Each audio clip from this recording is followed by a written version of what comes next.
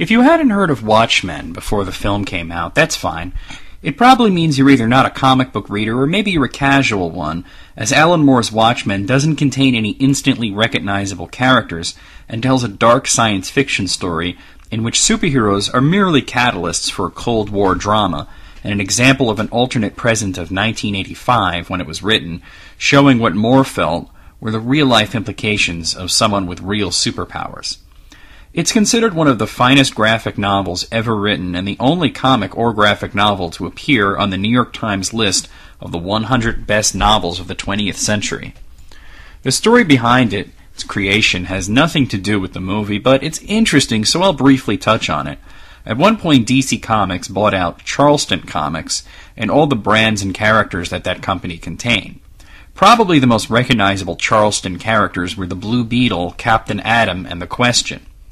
Alan Moore's original take on Watchmen was that it would use the Charleston characters, with one of them being killed and the others investigating the murder and uncovering a much deeper and more sinister plot.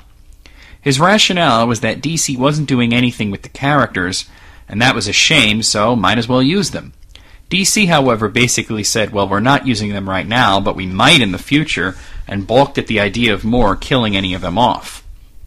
As this was also before the idea of Elseworlds, or stories that took place outside of normal continuity, where the creators could run hog wild, Moore instead had to use original creations. But it's obvious to see parallels between the characters in Watchmen and the Charleston characters.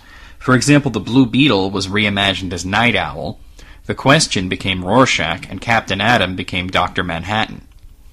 Watchmen was seen as an unusual and groundbreaking comic at the time, using a style that many called cinematic.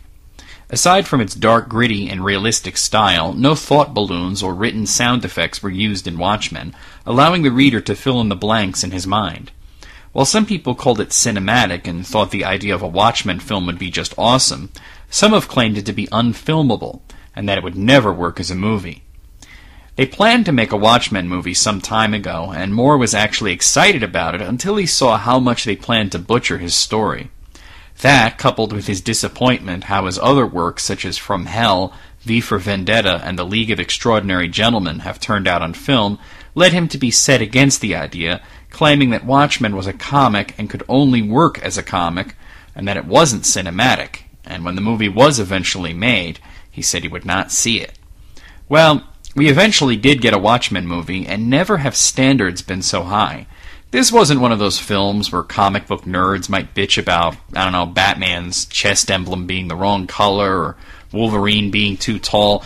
This was an example where every little detail of the comic works towards an overall theme, and making major changes to it would be like changing Star Wars. And we all know how that turned out in the eyes of the fans.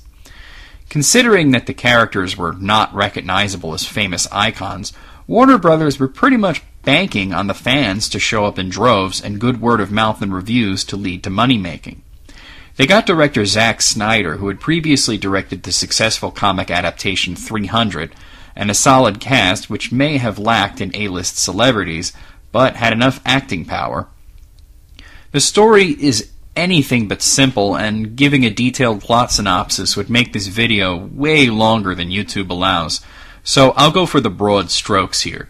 Also keep in mind that my synopsis is of the movie, not the book, and while it's very faithful, there are minor differences. The movie deals with a world where it's 1985, but things are very different. We find out due to the arrival of a man with real superpowers who is practically godlike. It's in the 80s, but Richard Nixon is still president, America won the Vietnam War, making Vietnam our 51st state, and technology is extremely advanced compared to the real 1985. Costumed heroes fight crime, but they don't really have powers, except Dr. Manhattan, who can pretty much do anything after being disintegrated in a lab accident. He gained godlike powers and a conscience, an ability to rework matter, and reintegrated himself as the all-powerful Dr. Manhattan.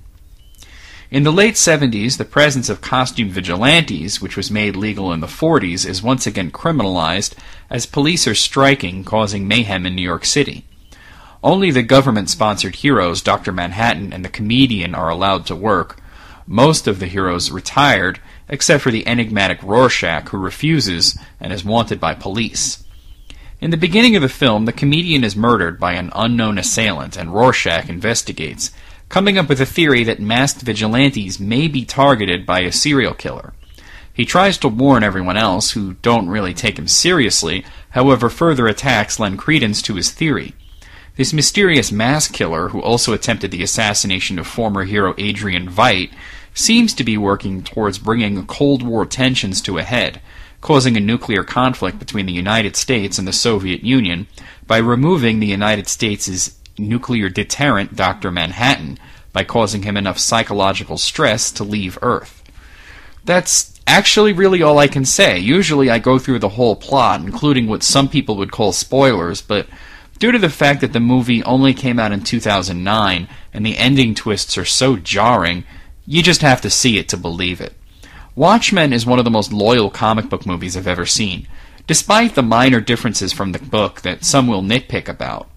You could say that they failed at bringing the Watchmen experience to the big screen, but honestly, I think they did as good of a job as they could possibly do.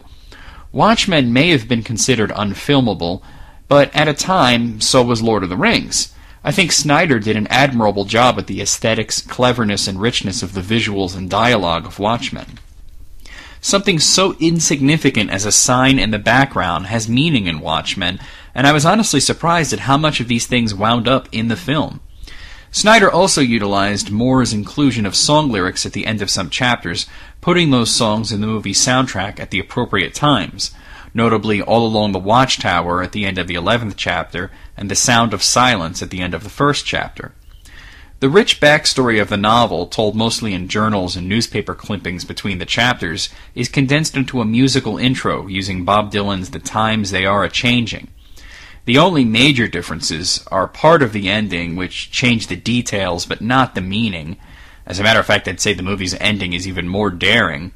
And the action, which is more detailed, more visceral, and even more violent than the book, which at times gave me pause, but as most people go to a superhero-themed movie for action, it's unsurprising that fight scenes were amped up to be more exciting. My only nitpick would be the one scene where Night Owl and Silk Spectre, out of their costumes, fight off muggers. The movie making it clear that they use lethal force, something that I can't exactly see these characters doing to random muggers. There's also the sex scene, which doesn't exactly take up a lot of space in the book. It's almost uncomfortably long in the movie, but I think that's sort of the point, as the book itself raised a very good point that you have to be sort of kinky to dress up in a costume and beat up criminals. Some of the plot points had to be cut from the film to ensure that it wasn't too long, but the director's cut DVD restores these, giving the film a 3-hour runtime. I've seen both versions of the film, but it was the director's cut DVD that I watched for this review, so it contains a few extra character moments, though there are still some tertiary characters understandably cut from the film, as this could easily go over 4 hours if every detail was explained. And what works in a comic book or a graphic novel won't necessarily always work in a film. Personally, I feel it's one of the best comic adaptations out there. It doesn't hold a candle to the book, but it's the best possible adaptation that you can get. Well, I'm giving it a 10 out of 10, but I want you to be warned that this is a much deeper and more political movie than you might expect. If you go in expecting a superhero action movie, you might be put off by this. So, a 10 out of a possible 10.